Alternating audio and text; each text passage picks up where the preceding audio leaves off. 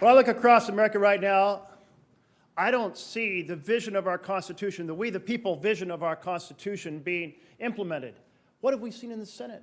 We've seen an effort to strip health care from some 20 to 30 million Americans. Is that government by and for the people? No.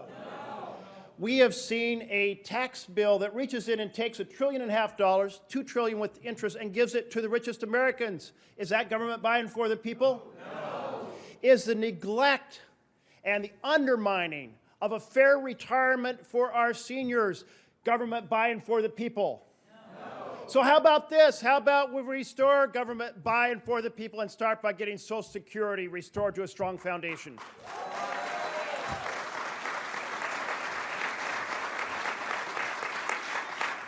When Franklin Roosevelt signed Social Security into law in 1935, he said, "A cornerstone in a structure that is being built, but is by no means complete." And as we stand here today, in the year 2019, the structure is in need of repair. Is it okay that 15 years from now, we're only going to be able to pay some 78% and not 100% of the benefits promised to Americans? And think about it this way, it's more important now than it was 20 years ago because so many Americans no longer have pensions that they had previously. So they're depending on this rock, this contract between generations, this Social Security foundation to have a decent retirement. And here's the thing, right now for a good 2/3 of Americans, it constitutes more than 50% of their income in retirement. And for 1/3, so let's think of every senior we know across the land.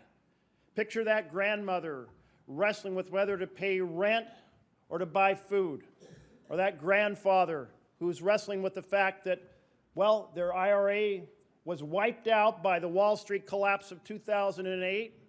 They didn't have a pension, or their pension went bankrupt before they could be paid. So they're depending on, so 1/3 of Americans depending on it for essentially their entire retirement income. So here we are today, standing up and saying, we want government by and for the people, and we want to fix Social Security, and we want to do it this year, right now. Let's get it done. Thank you all, and God bless.